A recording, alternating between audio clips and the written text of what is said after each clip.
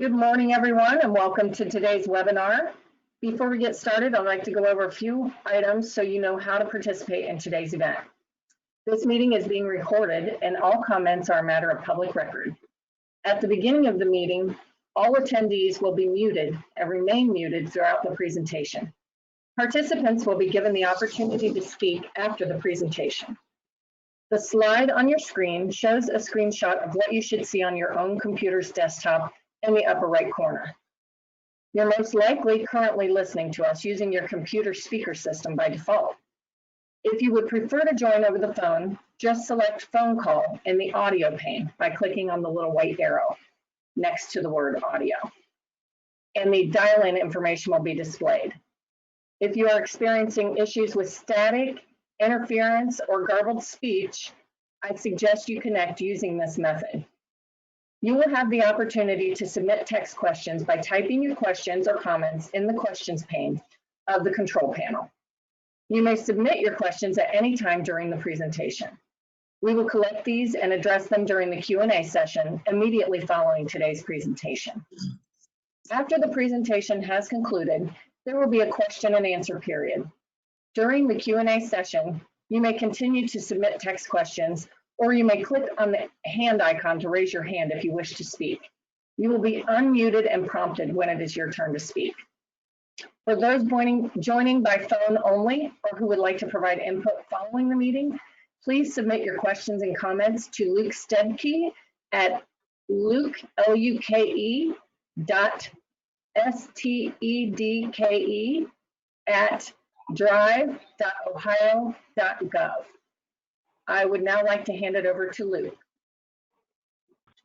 Thank you, Jackie. And thank you to everyone that is participating in today's DriveOhio Alliance Webinar, Smart Mobility in Southwest Ohio. My name is Luke Stedke. I'm the Managing Director for Communications and Policy at DriveOhio. We have a great conversation set up for you today. Some wonderful panelists, so I want to thank them for their participation. Just a few housekeeping items before we get started. As Jackie said, this is being recorded. Cheryl Parker, our moderator, will have two poll questions that she will actuate during the webinar, and then we will also be looking for your feedback with a post-event survey. The DriveOhio Alliance, this forum is an open exchange of ideas, and we greatly value your input. On that note, we are previewing and thinking about our next event, which we're thinking will happen in September. So any details, feedback you can give us will help inform that. So I would be remiss if I did not have one special thank you, Jackie Anarino, who started this webinar. We greatly appreciate your professionalism and your support as we got this started. So with that, it is my pleasure to introduce the Interim Executive Director of DriveOhio, Mr. Patrick Smith. Well, hello, everybody. It's great to be with you all again today and to have this great alliance back together to connect and to share and to talk about everything going on in this big world of smart mobility that has been so active. Certainly recognize the challenging times we've all kind of been living through in the circumstances, but appreciate everybody taking some time out of their day to day. I know if many of you are like me, we've been on a lot of Skype calls and Teams calls and Zoom calls and different webinars. So appreciate everybody finding some time today to listen in to this session. As you know, and many of you that have participated and come to some of these conversations in the past, the DriveOhio Alliance, I really truly believe is at the core. It's the heart of this effort in the state, and it's all of you that join these calls and are participating and are collaborating with us and different communities throughout the state and with industry partners and education partners that make it so very special. So appreciate, again, everybody taking some time today to join. Certainly on behalf of ODOT Director Jack Marchbanks, I want to welcome you to this session.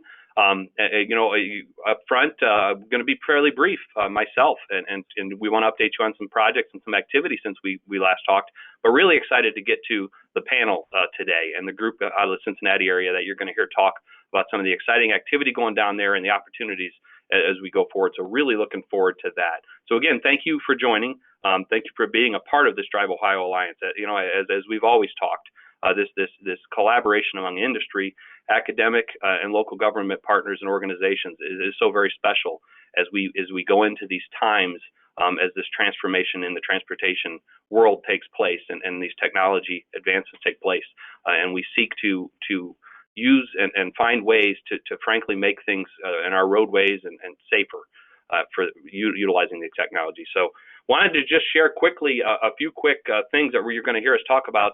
It's been a busy couple of weeks, and we've had some exciting announcements coming out that you'll hear more specifics on some of the projects from my colleague Rich Granger, who will be up next to talk about some of the specifics. But a couple things just to note that he'll mention is we're excited to continue to collaborate with the U.S. Department of Transportation and to be fortunate to be awarded one of their latest ATC MTD grants for the I-70 truck automation corridor that you'll hear a little bit more about, that we'll be getting some activity underway.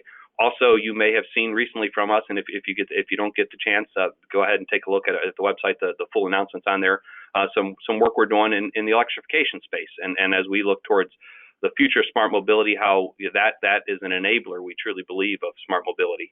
So you'll see some information out there around some work we did, and you'll hear a little bit more about it in a bit around electrification and electric vehicle charging infrastructure in the state. Also very excited to be a part of NHTSA, and Secretary Chow recently announced the AV Test Initiative, and it's really about transparency and education around autonomous vehicle testing going on around the country. And Ohio is one of 9 states initially named, and eight different companies, some of the leading companies in the space, actively participating in that. So I've been excited to be participating in those events over the last few weeks as they work towards really standing up into the future, both a website and some information around where testing is taking place and the type of testing, as we truly in a transparent and in format of sharing and education. So Ohio is very excited to be a part of that. I'm excited on behalf of DriveOhio to be a part of that group working with NHTSA on that space. So with that, you mind, Jackie, jumping to the next one? As I mentioned, Rich, and many of you may have had a chance to meet Rich. He's our Managing Director for Workforce and Economic Development. We'll be talking with you about some project-specific things. Go ahead to the next one, Jackie. So since we last talked, very excited to have been with the governor in the fall as we signed the executive order around DriveOhio. Continuing on this great work and then building on the momentum that we've been working from. It's so great to see the leadership from the Dwayne Husted administration in this space and recognize Ohio and the role we have. And as you can see here, in the green section in the corner, it is that automated and connected vehicle infrastructure for automated and connected vehicles on the ground and in the air. And that you can see the electric infrastructure piece being a part of that. And that frankly plays into both spaces.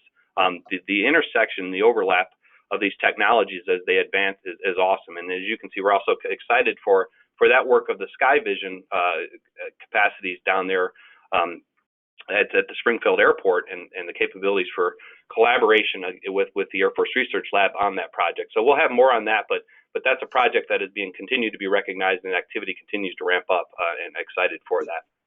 Go ahead to the next one. So part of what I wanted to show you guys today, as I mentioned, this technology as it advances both on the ground and in the air, and the infrastructure that goes with it. As you have heard us talk in the past, we're excited to be continuing to advance these and to frankly lean on what Ohio has, and it's this great proximity and technology collaboration opportunities that you see in this state. And as these technology capabilities advance, the different communication and data pieces that are a part of it, the electric infrastructure, the capabilities to collaborate with local governments and different entities is a huge part of that. So one of the key things of ODOT and the mission has always been enabling that that easy movement of people and goods. And as we start to look towards the future of this technology and frankly in circumstances and things going on in the world, these are big discussions and opportunities, frankly, both certainly leading from the safety aspects, but also as we look towards the future movement of people and goods, and we look towards freight movement, both on the ground and in the air. There's some exciting advancements taking place, and we're excited to be a part of that. Going on today also is the second day of an Agility Prime session the Air Force is hosting. If you get a chance to check into that, I highly encourage it. There's some really exciting work that they're doing, and Ohio is excited to be highlighted as part of the activity and the opportunities here in this state to be a part of those efforts. Agility Prime, if you just Google that, you'll get quickly to it. They've got a 2-day session going on with some different workshops and sessions that I think really give a great view into this flying car concept, the future of the people movement and good movements in the air. And as you look towards those capabilities as they quickly advance, it's kind of referred to as the electric vertical takeoff and landing space. Huge opportunities and great progress being made. Go ahead to the next one. So I come to this quickly, but you guys, you've all seen this map before, and what I think you'll probably continue to notice is how it keeps getting more decorated in a good way. With the progress that we continue to make all around the state and with different collaborations, it really is special. I can't say enough for our partners in the Ohio Turnpike, the folks in Springfield and SkyVision and what work we're doing with AFRL, the exciting initiative down in Southeast Ohio with the Deploying Automated Technology Anywhere, the data project coming out of the USDOT ADS grant. And then certainly, would be remiss not to talk about the 33 Smart Mobility Corridor, and we'll go into more of the detail on that soon. And the advancements. Also kind of coming on that 1-year anniversary of the ribbon cutting for the Transportation Research Center Smart Center, which we continue to talk about the great advancements being made there and that asset in the state of Ohio, and the work that that group is doing is unparalleled to anything else going on, frankly, in my opinion, in the country or around the world. So excited for that. And then you see kind of the newest line there is that I-70 red line highlighted, and that is the latest USDOT grant we were able to be awarded, and they're excited to be getting that work underway, the I-70 truck automation corridor, and you'll hear a little bit more about that in a minute. But along the side, you see is some buckets that we've really kind of see as strategic focus areas that, as we've continued to advance this effort, that have become pretty clear, and it's that rural mobility space, and highlighted in large part with that project, Deploying Automated Technology Anywhere, as well as a USDOT grant we won. Looking in that area around the future of transportation and rural capacities. And then certainly as we hope to gain the safety benefits and mobility benefits from these technologies in the future, a great part of this state and frankly the country is rural areas, and to learn what capabilities these technologies have within those areas or challenges and potential pathways to work around those is going to be key. Smart logistics, I can't say enough for that. It is going to be more and more of a theme you'll hear from us, frankly, on the ground and in the air, as you'll hear me say quite a bit. Ohio has a great automotive, aviation, and then frankly logistics presence. And as we look towards this technology, it's that trifecta that I think is very special. City solutions piece is this ongoing conversation we have with these cities all around the state, and can't say enough for each and every one of them that we've had the chance to meet with over time and stay in touch with, and frankly find unique opportunities to advance forward with different projects, and that be up in Youngstown in the Build 2 project as they look towards the future there, or even in Lordstown area with all that exciting activity happening there, frankly, around electrification with the new announcement from Lordstown Motors of the Endurance, the light-duty pickup truck. Really is cool to see happening right here in the state of Ohio. And then that larger LG Chem GM battery plant up there. Just exciting activity to see continue to build that momentum. And then, certainly the Fly Ohio piece. Can't say enough for that team being part of the work we're doing here. It is going to be something, that is making great progress and huge opportunities. And then electrification, we'll talk more about that in a minute, and that what announcement we did. The last piece I'm going to hit on before I turn it over to Rich is the 33 Smart Mobility Corridor. It's a great aspect of the on-the-ground, in-the-air activity. A great set of partners there, with Union County, the city of Marysville, and the city of Dublin along that corridor as we continue to advance. And I think what's special about this is you have heard us talk about this for a while now. We are getting to that huge next phase there. If anybody's driven that lately, there's a ton of infrastructure now up all the poles, and the RSUs are going up, and we're at an exciting next phase of that project. And excited to get more activity going out there in collaboration with industry partners, and truly start to flex the muscles of what that asset here is in the state and all of the capabilities. So more and more to come on that. Excited to do that. And with that, I'm going to turn it to my colleague, Rich Granger, and let him talk to you a little bit about some of the next projects. Thank you, Patrick. Good morning, everybody. Rich Granger, DriveOhio Managing Director, Workforce and Economic Development. Great to be here. and welcome to the lightning round. I'm gonna zip through a few project case studies that just unpack a little bit more of the strategy that Patrick outlined and show what we're doing in execution right now. On the next slide, it will show the highlights of the Deploying Automated Technology Anywhere program in Southeast Ohio. You're going to hear a lot more about that from Dr. Josh Iman in just a few minutes. I'll just emphasize that this hits two of our strategic focus areas: rural mobility, movement of people in rural areas to make sure no community is left behind as this technology moves faster and faster forward. And then it also touches on smart logistics. As you'll see in the infographic there, there's a truck automation and platooning component. So you've got two pieces of our portfolio highlighted in this program. We're very, very close to kicking off the project activities in earnest. The first year is focused on planning, and the remaining 3 years are focused on deployment. So watch for more updates soon on this exciting program funded by U.S. Department of Transportation. Next slide, please.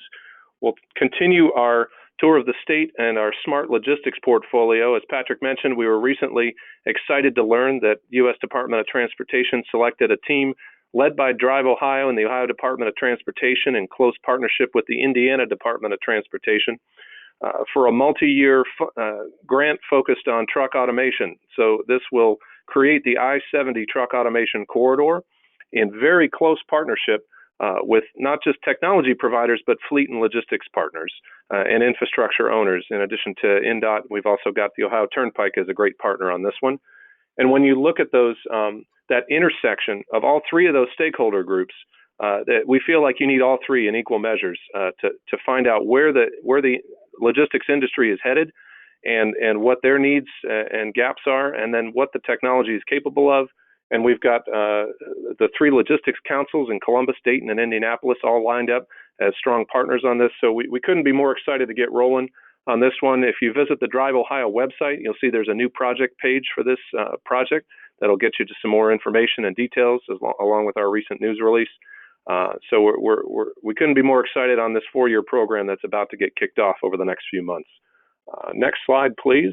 We'll continue to round out the smart logistics portfolio with an update on our automated vehicle pooled fund. This is a mechanism where several state departments of transportation can pool together some research funding to look at what's next and talk about policy, talk about infrastructure, and talk about how technology integrates with all this. The focus of this pooled fund will be, as it says, on automated vehicles, and more specifically, an initial focus on logistics and freight. And so you can see here multiple states lined up. You've got Michigan, Pennsylvania, Maryland, Connecticut, Texas, and of course Ohio putting out the call for and organizing. And so we're excited to get started. We'll be having a kickoff meeting soon, and you can see both Interstate 70 and Interstate 75 are part of this focus area. So it's going to be a great initiative, and we'll have more updates on that soon. Next slide will be my last slide, just with a little more detail on the electrification study, the electric vehicle charging study that DriveOhio recently released. If you haven't had a chance to check it out, again, you can visit our website. Lots of detail, tremendous amount of detail on plans for both level 2 and direct current fast charging. And this was a very close collaboration, continues to be a close collaboration with Ohio EPA, with Public Utilities Commission of Ohio. The Ohio EPA has an active call for proposals right now for level 2 charging stations, so you can check out their website or link through ours for details on that. And then on August 6th, mark your calendars, the Public Utility Commission of Ohio will be hosting a webinar with a lot more information on this. So if you want to learn more, again, check out the DriveOhio landing page for EV charging. You'll see all the links to that information, including more details on the August 6th PUCO webinar. With that, we can move to the next slide. And I'm very pleased to introduce our moderator, and now we can get into the main event for our webinar today. Cheryl Parker is the Director of Public and Government Affairs at AAA, and Cheryl, please take it away. Rich, thank you, and thank you to everyone at DriveOhio for this great opportunity and for facilitating this important smart mobility conversation.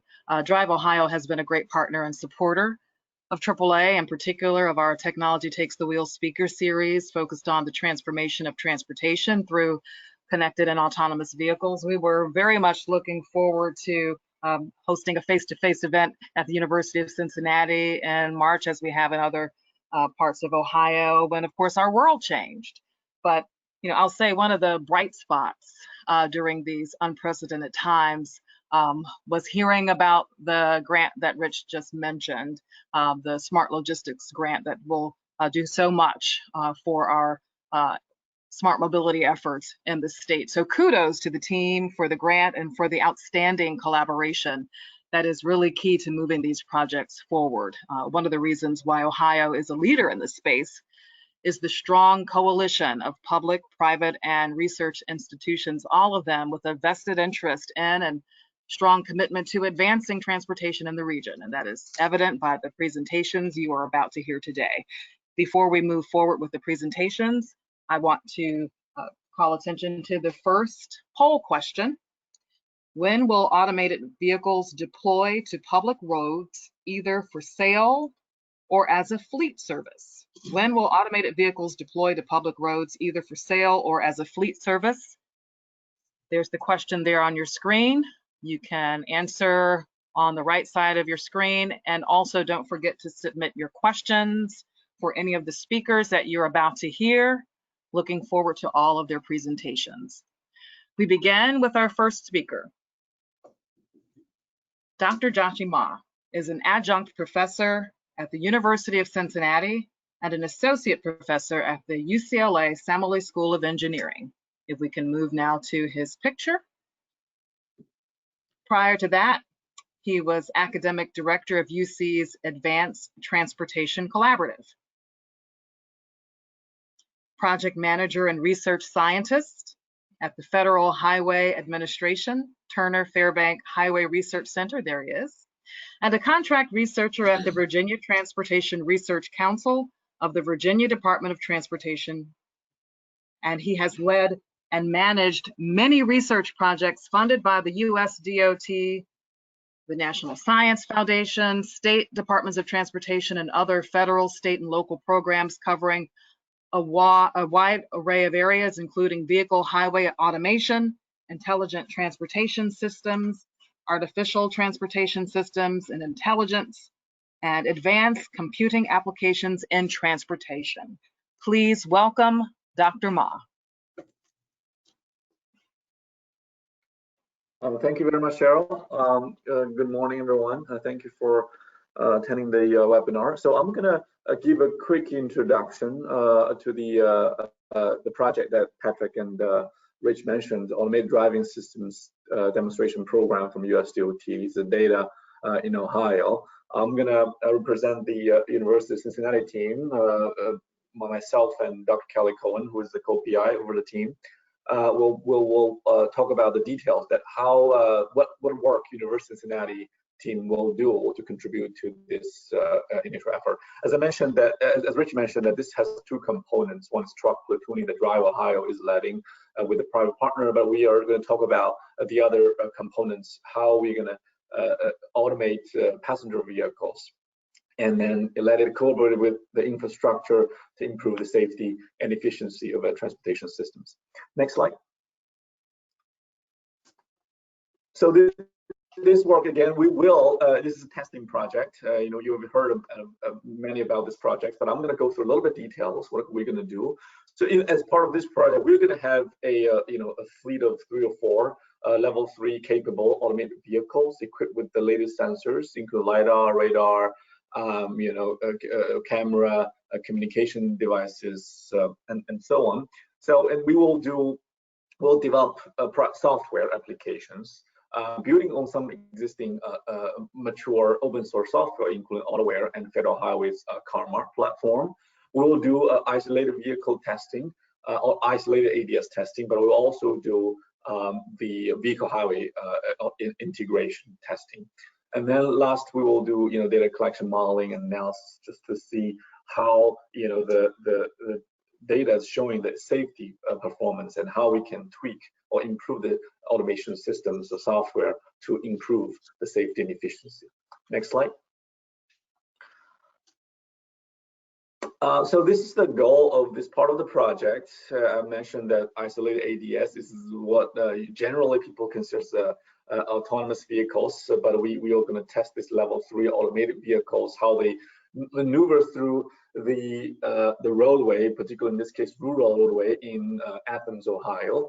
And by the way, this project is going to be done in collaboration with the Ohio University as well down in Athens, and along with the TRC for the testing per piece.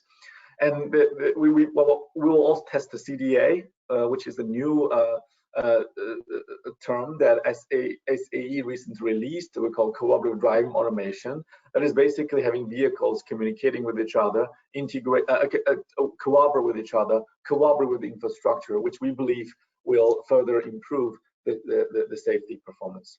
We will focus on the rural areas, because rural has a lot of unique characteristics that current automated technologies has not been tested on. For example, some very challenging geometric conditions, and in some cases challenging weather conditions. So we are trying to target that. We will collect data for safety analysis and rulemaking, and also understand again a relationship with non-safety goals. So we'll develop concept of operations. We'll do control environment testing at TRC, and we'll do eventually the field testing in Athens, Ohio. Next slide. So this is the slide tells you where this project is contributing to our transportation systems, where ADS is, where commission ITS infrastructure is. This is a diagram that I've been using by Federal Highway's CARMAR program. And this is a flagship automation program, cooperative automation program from Federal Highway. However, it gives a very clear concept of the intersection between 3 different components: connect vehicle, ITS, and automated driving systems. So this project is really at the core of the 3 circles. Next slide. So we will demonstrate a couple of concepts as planned in the proposal. So first of all, we will test automated vehicles and connected automated vehicles or cooperative driving automation, navigation through rural highways. We don't have high resolution maps as that luxury as in the urban area. So we will use limited amount of map information, and using our onboard sensors and some sort of digital infrastructure, combine them together to see how that can still maneuver the vehicle safely in the rural areas. And we'll test some complex maneuvers like vehicle car following, lane changing, cooperative lane changing with and without connectivity between the vehicles. We'll test platooning of high-speed platooning and high-speed merge and split of the platoons. And we're very interested in the proposal that we'll test highway work zone scenarios, because work zone safety has been so critical in so critical aspects of the management daily operations of Department of Transportation. So we want to understand how AVs and CAVs will be able to detect work zones, respond to work zones, so as to improve the safety, not only the general public, but also, very importantly, our work zone workers. Next slide. So these are 2 software, as I mentioned, we're going to test. One is from the right side, AutoAware, is the isolated ADS that we're going to test, and the test is level 3 automation. But the other side is the CARMAR platform that will test platooning, a cooperative merge, and also cooperative with infrastructure like the work zones. Next slide. And this is my last slide, I think. In addition to do all this high-level, highly automated vehicle testing, we're going to test a kind of automated vehicle-enabled service we call rural ride-hail service. This is a collaboration with Columbus Yellow Cat, which will provide the ride-hail service, and also robotics research that provides, as you see in this picture, that the kind of accessibility option for people with disability. And we will make this, we will use this opportunity to demo the opportunity of automated vehicles and robotics technology to improve the accessibilities for all travelers as part of this new complete trip concept. Everybody, even including people with disabilities and unserved populations, will be able to access and complete the transportation without any challenges. So I think that's the end of the presentation. Thank you. Thank you, Dr. Ma. We look forward to hearing more from you during the Q&A, and a reminder to those of you who are participating to submit your questions for Dr. Ma and any of the other panelists on the right side of your screen. Now to our next presenter. Pete Metz is the Manager for Transportation Initiatives for the Cincinnati, USA Regional Chamber. He oversees a coalition of business leaders advocating for expanded investment in transportation that connects people to jobs, education, and healthcare, and all that the region has to offer.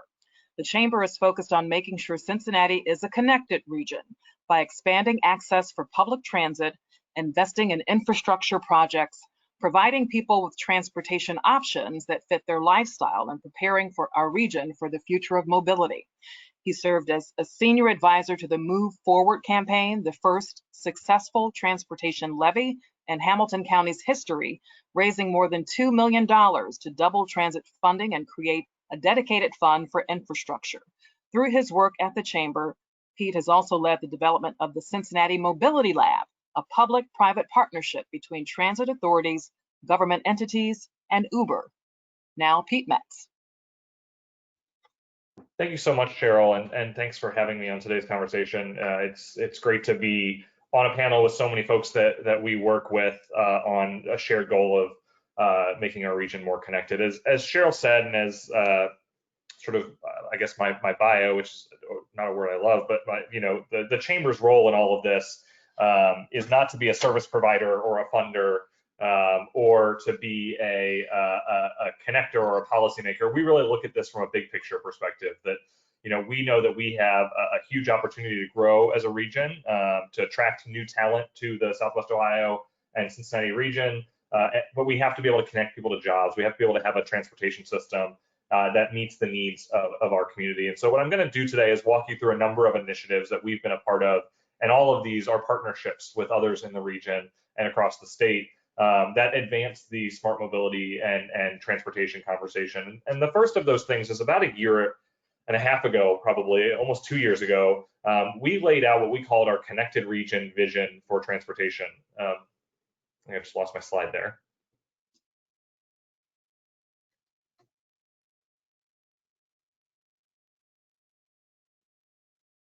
But that vision for transportation in our region was designed to guide our region's investments and strategies to ensure that we connect people to jobs, education, healthcare. If you can go back one slide, please. Thank you. And that vision is here on the screen. These are very high-level principles. They're to invest in the future of public transit, to drive innovation and future-oriented investments in projects. That's one we're going to talk about a lot today. To improve and maintain our infrastructure, to align all of our regional decision makers towards this vision, and to provide people with the transportation choices that fit their lifestyle. And so, for us, driving innovation and future-oriented investments in projects as part of this vision really is foundational to how we achieve all of the other pieces. Next slide. One of the first ways we did that was with a partnership called the Cincinnati Mobility Lab, and it was a partnership between the City of Cincinnati, Cincinnati USA Regional Chamber, OKI, who I know you're going to hear from later, and in close partnership with Sorta and Tank and Uber, the private ride-hailing company. And we committed to do a number of things over that 3-year partnership. And one of them actually just came out last week. That was really a data sharing partnership. It was a partnership really focused on how can we work with Uber to align with our public policies, our public partnerships. How can OKI utilize their data? How can they bring new data to the conversation? But one of the signature pieces of this partnership was the Cincinnati Strategic Transit Study, where for the first time, go back one slide, please, thank you. Back one.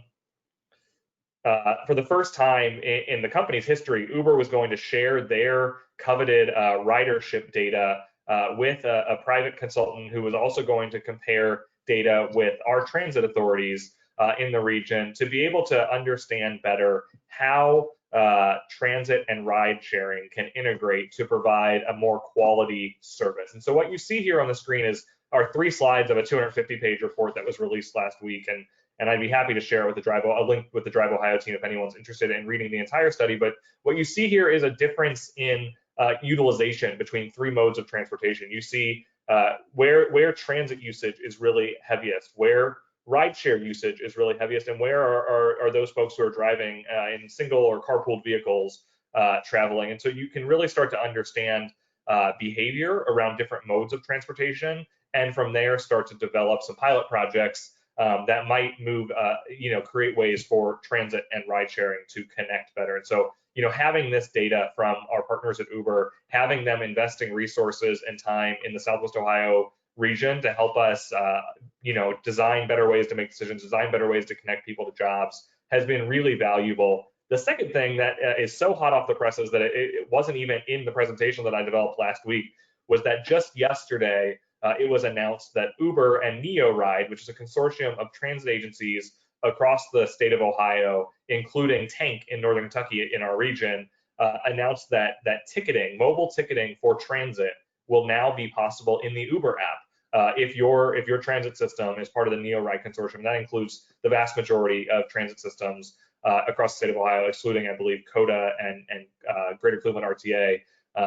So you will be able to pull out your phone and say, I want to figure out the best way to get from where I am to where I want to go. And you open the Uber app. It'll tell you both how to get an Uber X or an Uber XL, but also how to take transit to get there and be able to buy your ticket right in there. So that's the type of innovation that the Cincinnati Mobility Lab is bringing to our region. Next slide, please. One of the larger initiatives taking place in Southwest Ohio for the last 5 years, but it's culminated in the last year, has been an effort to drive new investment into our public transportation system in Hamilton County, the SORTA bus system. And so we at the Chamber, along with a really broad and diverse coalition of partners, led an initiative to run 2 ballot campaigns in November, and it was supposed to be in March, but really ended in April and May because of the pandemic. And we're successful in passing Hamilton County's first ever transportation levy. And that plan, those dollars that plan supports, is called the Reinventing Metro Plan.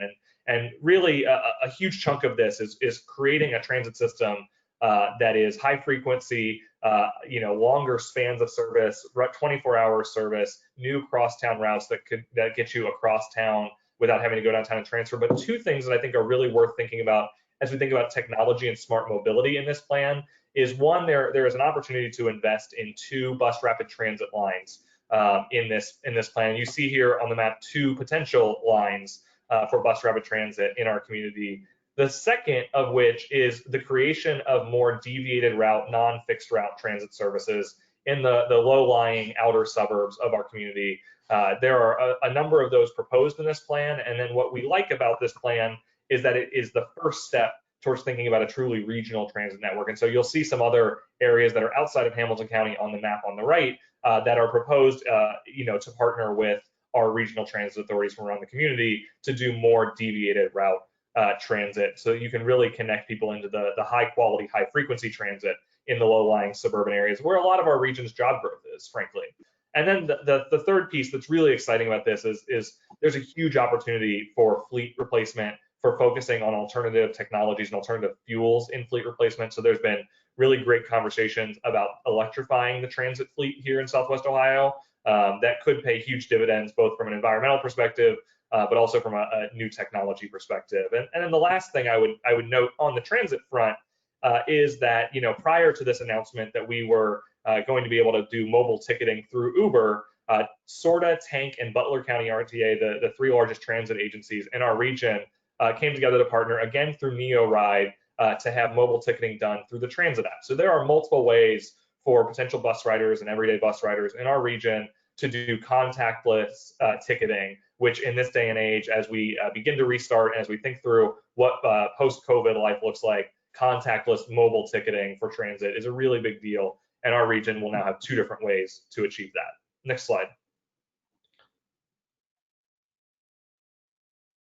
One of the other things that we try to do as a chamber is be a convener and try to be a convener and a connector. And so last year we hosted what was called the Mobility Solutions Summit, where we were able to connect 4 organizations, some of them private businesses, some of them nonprofits, some of them local governments, who had identified transportation challenges, whether it was challenges of connecting people to far-flung jobs who were maybe in situations where they didn't own a private vehicle, or creating a new smart corridor in Northern Kentucky, or reforming a way that we do circulator service in a really dense area where there were multiple private operators as well as public operators. We were able to convene these projects and connect them with solutions providers. And so I know Cheryl and her team at AAA were huge supporters of this and were participants, but the Mobility Solutions Summit was really the first time where we were able to bring private businesses and organizations with specific problems to a table with folks who could help them solve them. And I'm really excited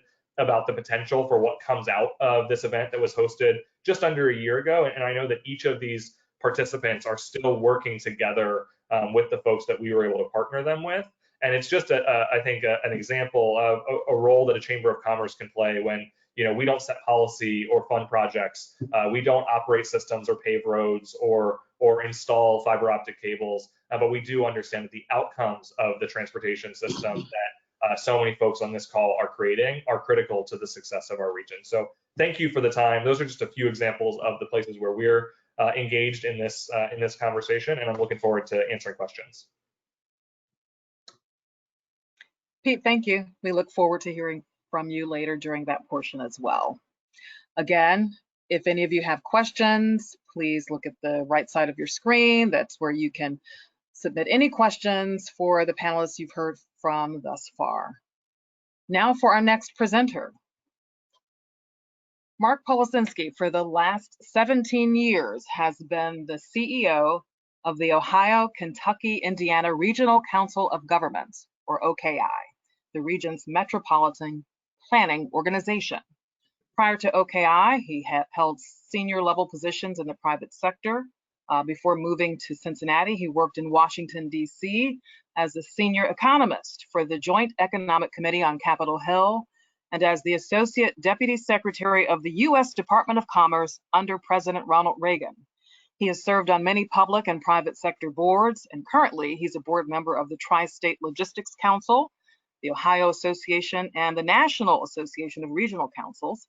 And he's also, for the past 17 years, been named as one of the 100 most powerful leaders in the Cincinnati region. Please welcome Mark Policinski. Thank you very much for having me here today. It's a particular pleasure to be involved with DriveOhio, who over the past few years has really taken on a challenge to make Ohio a smart state.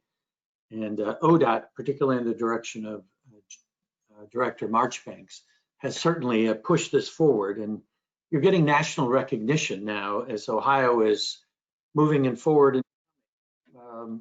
What is a smart state?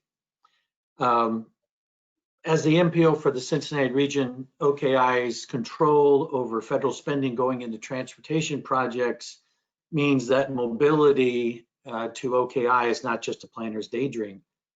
OKI's plan maps which projects get federal dollars and in which year they get those federal dollars. So we know that planning is critical.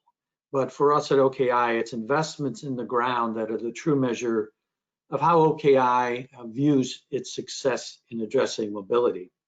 Because of time constraints, I just want to talk about two areas of our involvement in mobility, and that's CAVs and EVs. As we know, driverless cars are no longer the exclusive realm of futurists and science fiction writers. The technology has been here for decades.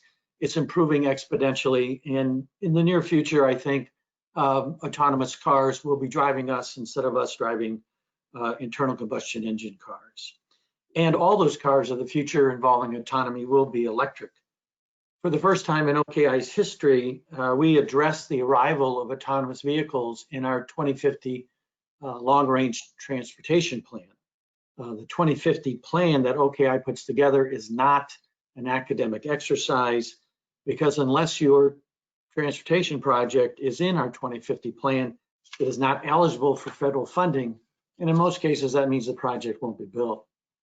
I think everyone on this call knows that the immense transformation caused by transportation technology will have great impacts, not just on our commutes, but on our society. These changes will alter our concept of mobility, and they'll even alter, I think, our concept of time. The extent of these changes are going to depend on many factors, but technology is going to be the constant stimulus to how we move about the world. When it comes to dramatic changes in mobility, CAVs offer the greatest potential. Many factors will determine to what degree that potential is reached, but two are paramount. One is the saturation rates of CAVs in the marketplace, and two is the adoption of shared use rides, particularly with strangers. In the vision section of this OKI 2050 plan, we explore the impacts of these factors on developing scenarios. The scenarios were created for benchmark years of 2020, 2030, 2040, and 2050 that correspond to air quality containment requirements and conformity requirements that OKI has to follow, and also using OKI's staff's professional judgment. Just briefly, I want to talk about what went into this modeling. Because there's no data on travel characteristics of connected vehicles and shared autonomous vehicles, as part of the mix at the regional level, OKI developed experimental models to better understand what our transportation future could look like. Several scenarios of the benchmark years were originally explored, and using OKI's travel demand model, the only travel demand model obviously in our region, we looked at the impacts on congestion, travel time reliability, vehicle miles traveled, and crash rates. This was done by first estimating the saturation of level 5 fully autonomous or driverless vehicles. The chart that you have up there today shows the various CAV saturation scenarios by OKI staff. The solid pink curve represents the plan. In other words, this is how we look at the future without much of regard for how the autonomy and will affect that future. The top dotted pink line represents the Vision 2050 scenario that was put together by our staff.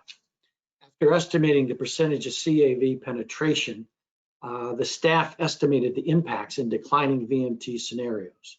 Adjustments were made to each scenario for the level of crashes, vehicle occupancy, and person trip rates. Go to the next slide, please. Hello, could you go to the next slide, please? There you go. This is the result of those scenarios that we put together through our travel demand model. The changes in the variables there of crash rates, VMT, vehicle occupancy, don't have much impact, obviously, in 2020. In 2030, they're rather muted, but you pick up steam in 2040. Obviously, when you look at these estimates, they're dominated by the decline in VMT. And though what we see in 2040 is that there's still a strong demand for travel, but more ride sharing is occurring as a way to reduce costs per trip, which is very important. And we look at this modeling. We envision in 2040, more employees will be working from home. Virtual business meetings like this will be increasingly common. We also anticipate by 2040 that mobility as a service, MaaS, mobility as a service, meaning MaaS, and particularly put forth an environment in which the true cost of a trip to an individual will be pay as you go.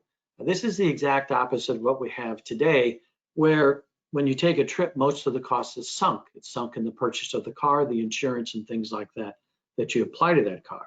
Because pay as you go becomes more important, we see people foregoing more non-essential trips. Home delivery, we envision continuing to grow at an increasing share of small packages delivery. And we also see that unmanned aerial vehicles will be providing small package delivery in 2040. In 2040, we see transit operations receding to only high volume and high quality trunk service. Now, when we look at 2050, we see the acceleration that started in 2040 and leads to impacts that I think most notable are seen in the crash rate reduction of 85%. In 2050, AVs across the country, particularly in urban, suburban, and ex-urban areas, driven by the new economics of mobility and environmental concern, ride sharing is ubiquitous. In 2050, we see car ownership being obsolete as MaaS dominates commuter and shopper travel. Technological advancements greatly reduce the time in pursuing travel on demand options and thereby accelerating the increase in both MaaS and ride sharing. Particular interest to planners is the decline of 15% in the number of users. And what we see is this is the result of, again, of a wider adoption of pay-as-you-go. When you look at marginal trips, the increase in virtual work and pronounced increases in UAVs, not just for package delivery, but we see UAVs being used in the movement of humans. With that, I think the practical value of these and future projections is that they will find their way into OKI's funding stream.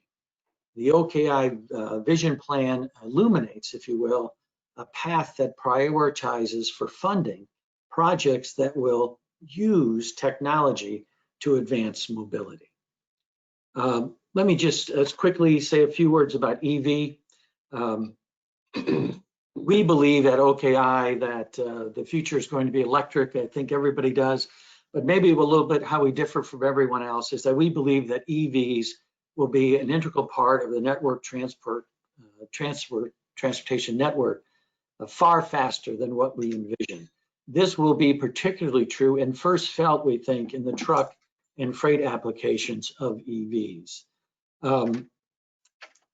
To that point, we're undertaking a major initiative to ease the transition to EVs by developing what we hope will be the most extensive regional EV charging network in the country. Over the next few years, we're going to be working very closely with our private sector partners to make this true. Our first step, or not our first step, but our next step in doing this is we're going to be having a webinar on July the 28th that will talk about EV infrastructure and fleet funding. We're going to be talking about the VW settlement EV charging station plans that are out there in grants for Indiana, Kentucky, and Ohio. We're going to have a robust conversation with our private sector partners regarding public-private partnerships for our jurisdictions. We're going to be talking about the work we've been doing with utility companies and providing incentives for EV charging station applications. And we're also going to be talking about OKI's own funding opportunities when it comes to things like our 5310 program and our CMAQ applications. At this event also, we'll be unveiling OKI's new EV app developed by OKI's GIS department. I guess you already put up the next slide. It is our EV charging station locator app, which allows its user to find ideal locations for both level 2 and DC fast charging stations across our region. The user simply enters an address or picks a point on this interactive map for the proposed charging station location, and the app returns a detailed analysis of the location. The analysis includes nearby traffic counts, amenities such as malls, shopping centers, restaurants, dry cleaners, etc. It also provides the distance to the nearest EV charging station, the distance to the nearest EV alternative fuel corridor, the highest functionally classified roadway within a quarter of a mile, which is important for federal funding, and also a detailed map of the location. The app includes the ability for the user to overlay EV registrations, car registrations, by zip code and by job hub locations. This detailed analysis can be downloaded into a PDF and is suitable for use in grant applications or suitability studies. I think the way we look at mobility at OKI is that we are extraordinarily optimistic. We view this society as having the potential for the first time in mankind's history to make every human mobile. The benefits to the poor, the elderly, the infirm, and to commerce are too great for us not to consider this the century of mobility. So thank you very much for the opportunity, and I'll turn it back to you. Thank you very much. We look forward to hearing from you later during the Q&A as well. Before we move on to our next presenter, I want to go back to that first poll question and the results. When will automated vehicles deploy to public roads, either for sale or as a fleet service? 27% said 2025, 44% said 2030, 19% 2035, and then 10% 24 and beyond. So the majority thinks that we will start to see those vehicles in 10 years. Now to the next poll question, and I hope that everyone will take a second to submit their answer to this one. What sector in Ohio will see the most autonomous technology deployments over the next 5 years? Select one: freight, air travel, ground travel, or food and grocery. What sector in Ohio will see the most autonomous technology deployments over the next 5 years? Freight, air travel, ground travel, or the delivery of food and groceries? Please submit your responses.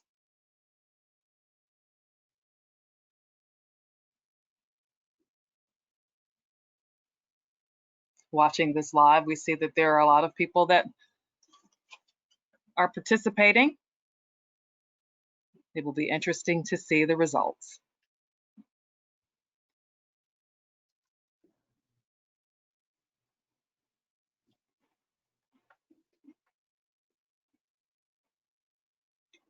We will provide the answers to this poll after we hear our last couple of speakers, so we will move on.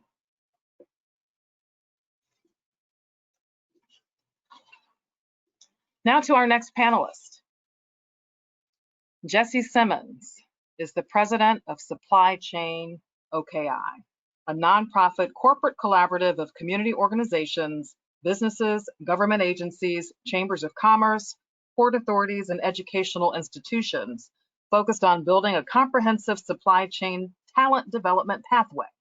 He's a board member of the Council of Supply Chain Management Professionals. He's the president of Simmons Supply Chain Solutions, a board member of Blue North, business advisory board member of the Cincinnati Public Schools, a retired public Procter & Gamble executive who's also on the advisory committee of Great Oaks.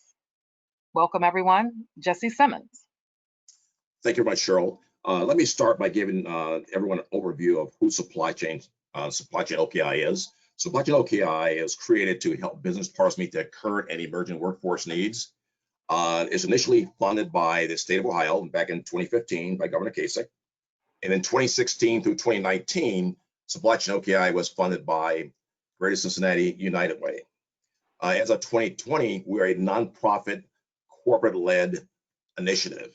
Our goal, again, is to help increase awareness of supply chain careers across our region. We're working with high school kids from grades of freshman through our fourth year in high school. We're giving students an opportunity to get co-op jobs as well as full-time jobs when they graduate. In addition to that, we're also working with community organizations across the region to help people who are the long-term unemployed, the folks that are newly unemployed, underemployed, and returning citizens get jobs in supply chain as well. So that gives you an idea of what we're doing. We're doing this for one reason or two reasons. One, we want to help our business partners meet their current and emerging workforce needs. In addition to that, we want to help people across our region get good paying jobs in supply chain. We first started this journey in 2015. Most folks do not know what supply chain is. As of now, most people understand supply chain role in society because of COVID-19. Let's go to the next slide. We created this slide here to make it very easy for people to be able to apply for jobs with our business partners. So if you go to hashtag Supply Chain OKI and then click our jobs tab, these business partners will appear. If you then click any of these business partners here, it'll take you directly to their website and you can apply for jobs directly with our business partners and helping them meet their workforce needs. Next slide. This particular slide here helps in terms of sharing with you who our technical partners are, as well as who our educational partners are. Once again, if you're interested in getting an education or getting technical training, you can simply go to these slides here, go to these icons here, click it and go directly to Northern Kentucky University and apply for educational opportunities. In addition to that, we're partnering with Northern Kentucky to develop a high school youth program that will allow kids to get an education in supply chain while they're in a high school area. Go to the next slide. This slide here shares it in terms of who our partners are. Again, if you go to any of these partners, if you need help or need to talk to someone from Cincinnati Works or Jobs Plus, etc., all you have to do is click that particular tab It takes you directly there, and then be able to partner with those agencies. We are, in addition to that, for those agencies, we're creating a pilot to help people who are the long-term unemployed, recently employed, returning citizens get jobs with our supply chain partners by creating a pilot. Our goal there is to provide wraparound support. I know that Pete and others talked about transportation. One of the biggest challenges our people are having right now is that they don't have transportation to get from their house or from the community center to jobs. So a critical piece for us in the future is being able to provide affordable transportation to get people back and forth to jobs. So as part of our pilots with these various community organizations, we want to go out and help people get jobs and opportunities with employers, competitive salaries, career pathway opportunities to help them get back and forth to work in a normal time. The next slide. Our priorities right now has been on creating virtual opportunities with high school students. So all the programs we have created, whether it's going to be interviews, or whether it's going to be lunch and learns, or whether they're going to have let's say hiring events, job shadowing. We're going to do those through a virtual opportunity, and we're going to have a calendar set up so that all 35 schools we're working with will have an opportunity to apply for and then list to join those programs and participate in our youth programs, which will be held across our regions. They'll get a chance to do a virtual tour. We'll have a business partner doing lunch and learn, at the same time giving them an opportunity to get a tour of the facility or a job shadowing by using Zoom as part of the process. We're doing a similar approach with our community programs as well too. In addition to that, we have created a supply chain functionality training, which would give them an opportunity to get supply chain basic functionality training, including lean, to learn about those jobs before they get involved in that process. We're launching an academy for people to be able to get supply chain training across our region. This academy will help the incumbent workers to increase their skills. The prices for those programs are very, very affordable. In addition to that, it'll allow people who are just getting involved in the program to get training and also certification as part of that process as well.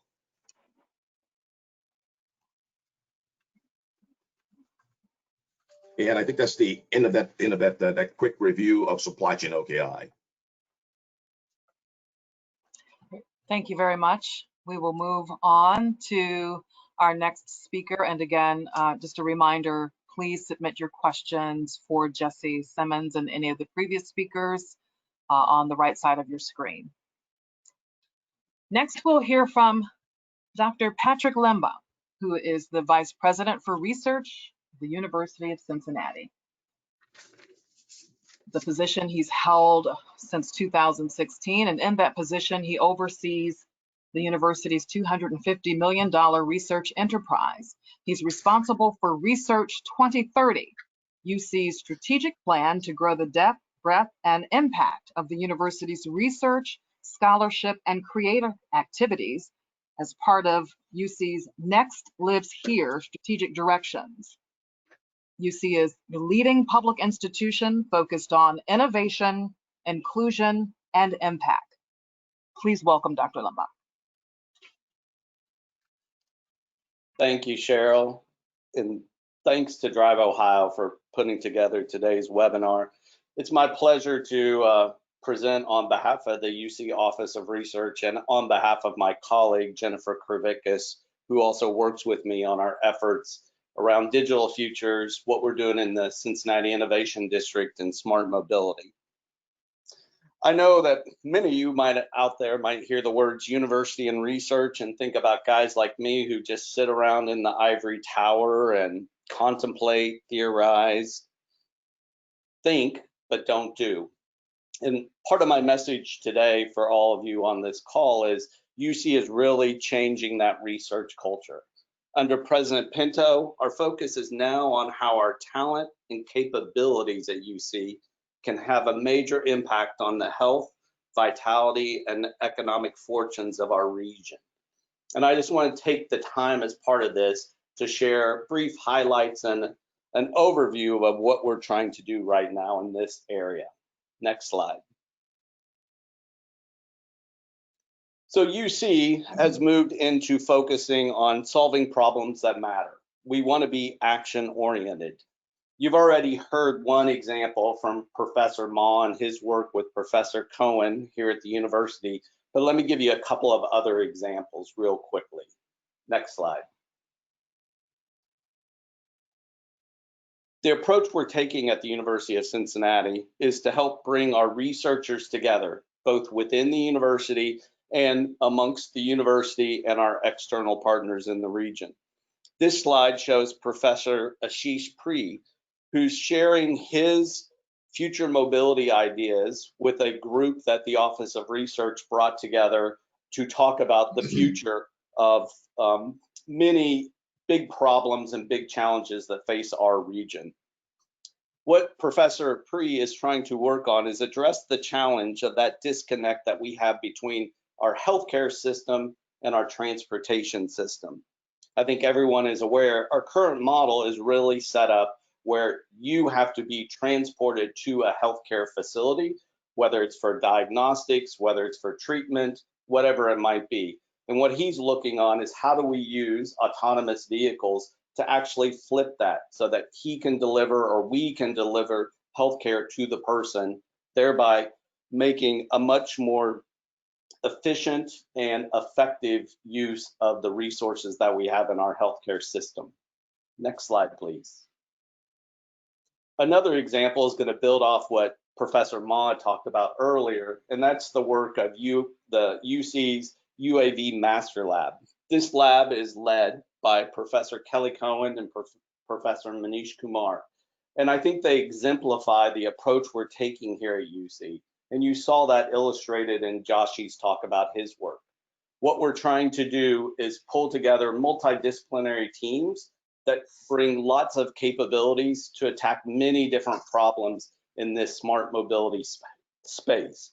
So here, just a few examples. Some of this you actually saw on some of the DriveOhio slides earlier, but the work that the Master Lab has been doing on the regional unmanned traffic management system, the work that was described about automated driving systems, and a big part of what the Master Lab focuses on is how do we enhance and use AI-based solutions for these smart mobility challenges. Next slide.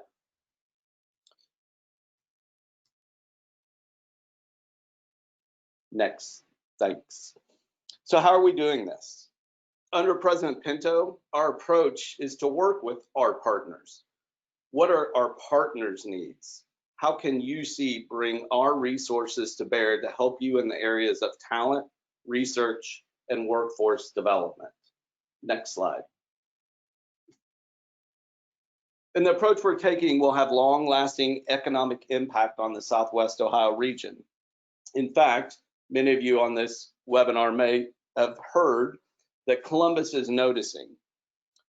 Jobs Ohio came here, in fact, as Cheryl mentioned, right before we all had to shut down in March to announce a major investment in Cincinnati's Innovation District. This district is sort of an investment in this district is led by University of Cincinnati and Cincinnati Children's Hospital. And UC's really been anchoring this district in terms of the buildings that are going up in our overall development. We started our investment in the Innovation District at the university with the 1819 Innovation Hub. And what we're working on now is a complex we call the Digital Futures Complex, which I'll talk about briefly in just a moment.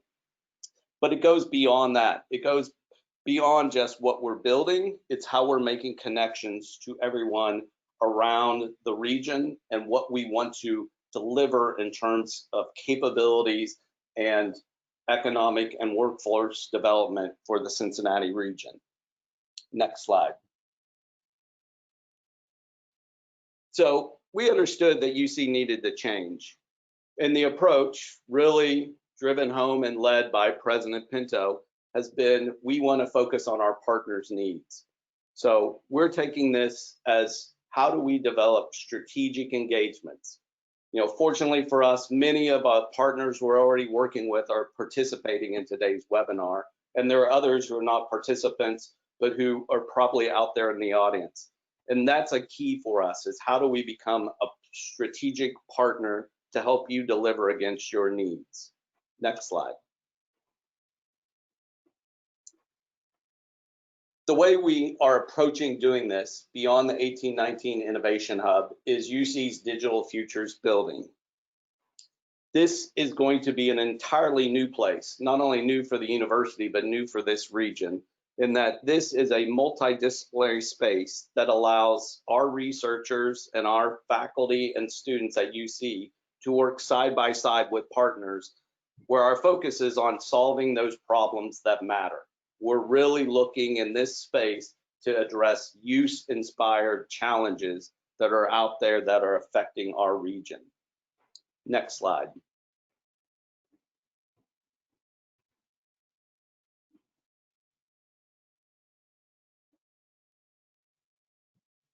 Next slide. Just a second delay, sorry. That's all right.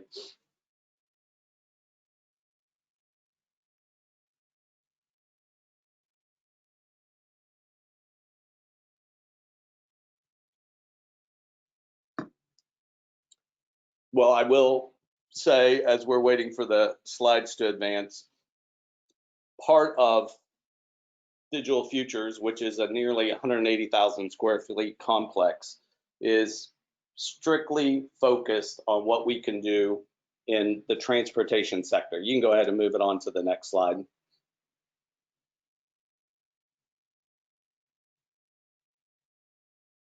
And the way we're approaching transportation is by pulling together teams from across the university, not only in the College of Engineering and Applied Science, but also designers and planners from GAP, logistics experts and business analytic experts from the Lindner College of Business, and our smart and connected researchers from our IT program.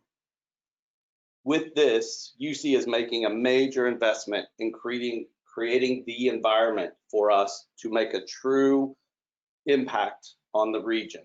And you can see here in this slide, Digital Futures is going to be prominent right at the intersection of the new interchange between Interstate 71 and Martin Luther King.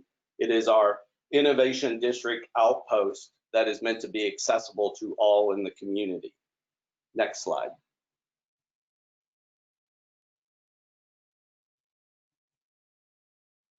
So we want to partner with all of you, not only the partners we already have who are part of this panel, but those of you who are participating as an audience member today. We want to partner to solve the challenges we have in this region. And I really want to, again, thank DriveOhio for putting together today's webinar to focus on what we're doing here in Southwest Ohio. No idea is too small. You can see we have our contact information up there, both email or by phone, and reach out to either Jennifer or myself. Jennifer oversees our Digital Futures programming and strategic partnerships within the Office of Research. But we're very glad to be a part of today's webinar, and we look forward to engaging with more of you in the future. Thanks.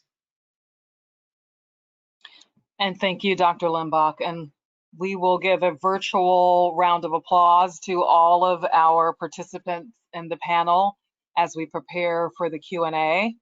A quick look at the second poll before we go into the Q&A. The question, what sector will see the application of autonomous vehicle technology first? 63% of you said freight, not surprised, given all of the emphasis and funding for freight. 7% said air travel, 7% ground travel, and 23% food and grocery delivery, which has been top of mind for a lot of folks during this COVID-19 pandemic.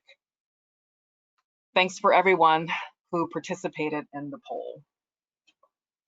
Now for questions for our panelists, and we've received a couple. I will start with this one, and I'll begin with Pete, but I'd like each of you to answer, because you've all had an opportunity to speak with, work with businesses and organizations and assess the needs in the region. What are the needs that rise to the top, the needs and the challenges of businesses and organizations that rise to the top? I'll start with you, Pete. Yeah, it's an interesting question. I think it's a question that's in this current moment maybe changed, but I'm going to step a little bit away from sort of what might be a COVID answer to, I think the long-term answer that we've heard for years is that it's access to talent, it's people. We need to both be better about connecting the people that are in our region to the jobs and employers that exist, but we also need to be a place that's attracting new people to our region.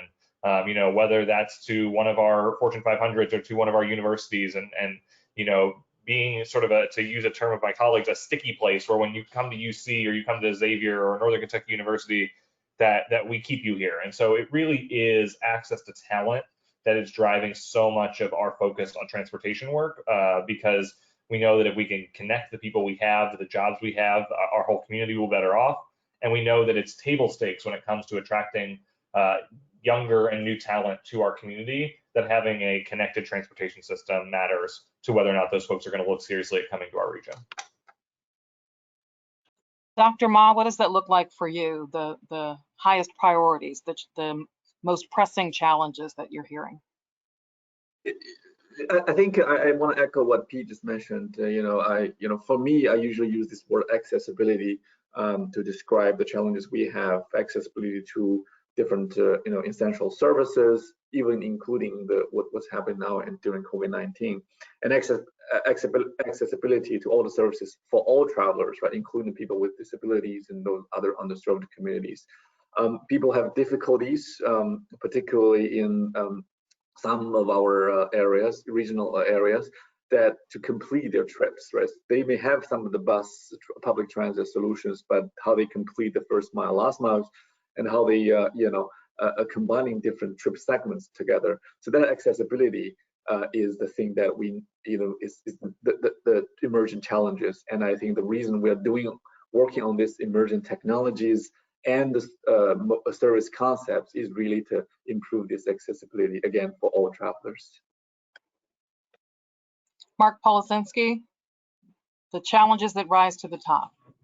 I was reading an article the other, I don't know, 2 months ago, and they were talking about what does business need most to be successful. This, I think, was out of the National Chamber, I don't know. Anyways, it's been 20 some years in a row that it's been how to get the right people, to work and find the talent. So that answer is never been, more or less true than it is today. It's been around a long time. Just to diverge a little bit from that, one thing that bothers me is data. We're in a very close relationship with Uber. They're data kings. We're data kings. UC, we're in a partnership with them. They're data kings.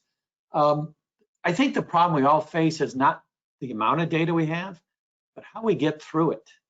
And what is good data? What's bad data? What data is, very, very important and useful today that, a month from now it's been compromised or it's been overtaken by other data. And the reason that this is important and why it's not a hard-hearted answer is that the better the data, the better our ability to work through it quickly, to find answers, the more quickly we'll find solutions that will get to the problems of how do we get people to work? How do we get them to work efficiently? How do all the modes of transportation come together to make that happen? Which means that the people who need the benefit of this mobile society the most, the poor, the infirm, the elderly, they'll get satisfaction sooner. So I think everybody's right. I think it's how do you attract talent? How do you keep it? But I think for us, one of the things we're looking at is how do we get through all the data? And that's why our relationship with UC is so important and has been with Dr. Ma. Jesse Simmons. Yes, for me, due to COVID-19, it's created even a more difficult situation for people who are the working poor, people who are the long-term unemployed, most recently, the recently unemployed and returning citizens get job opportunities.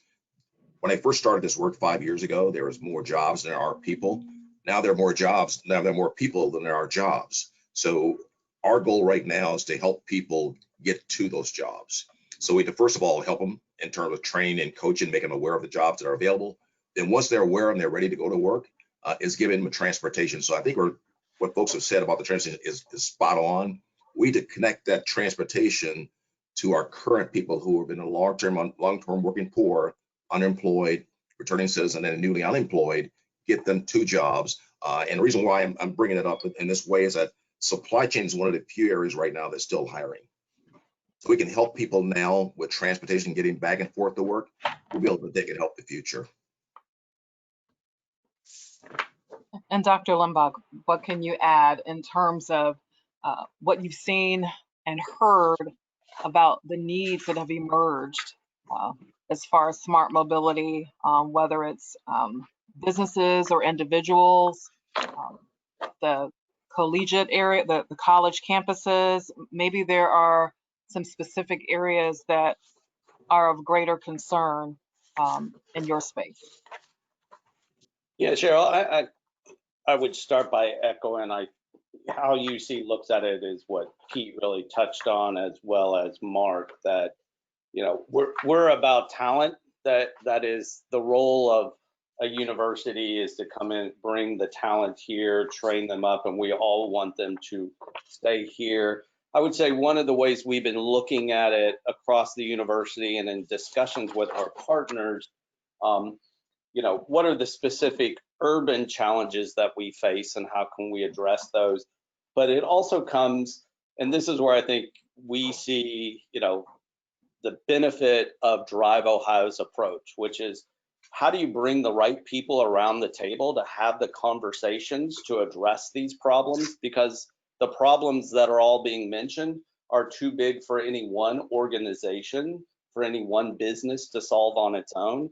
And that's where I think you need, and what we will need to do and move forward in this region in the future, is how do we convene folks together? How do we get the right folks around the table to be able to try out different solutions? How do we do experiments and pilots to see what's going to work best for this particular region? And that really helped shape how the university has been approaching its tact and strategy around working with our partners. Thank you. I will move to the next question that was submitted from the audience.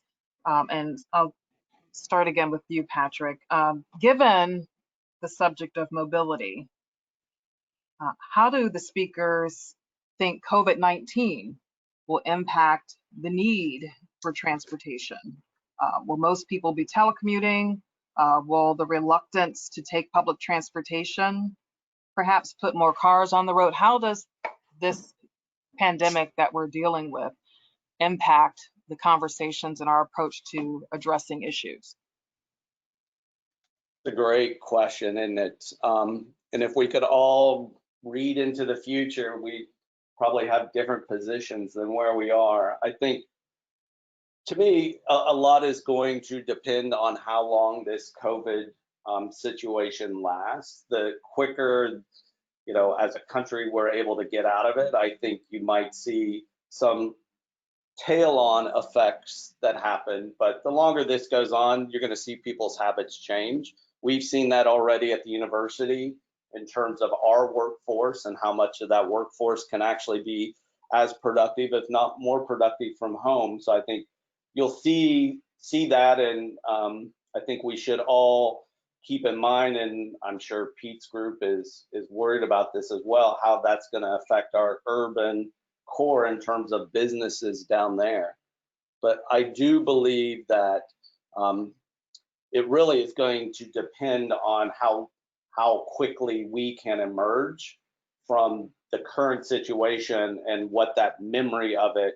Is it going to stick with us for 5 years? Or is it going to be one of these events that is a 15, 20-year memory, if not longer? Pete, anything to add? Yeah, I would say two things. One, on the transit piece of it, I think there's been some really interesting analyses, and there's perception and reality, right? If you don't feel safe, you aren't safe. But the reality from a number of studies I've seen is that transit systems have not been seen as sort of super spreaders or places where you are likely to get or there is a large place where folks are going to get and transmit COVID-19.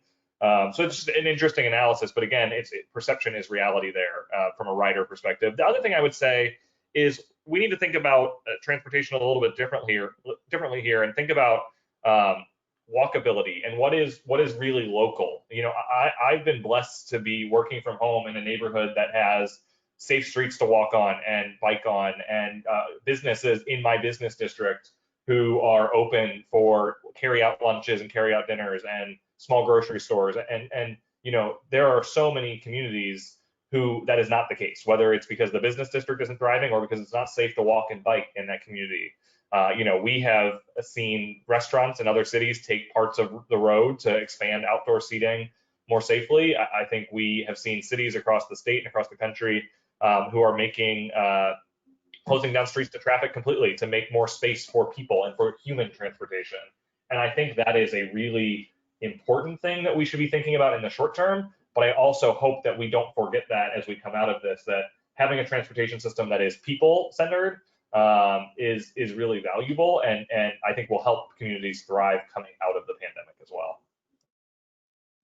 Thank you, Pete.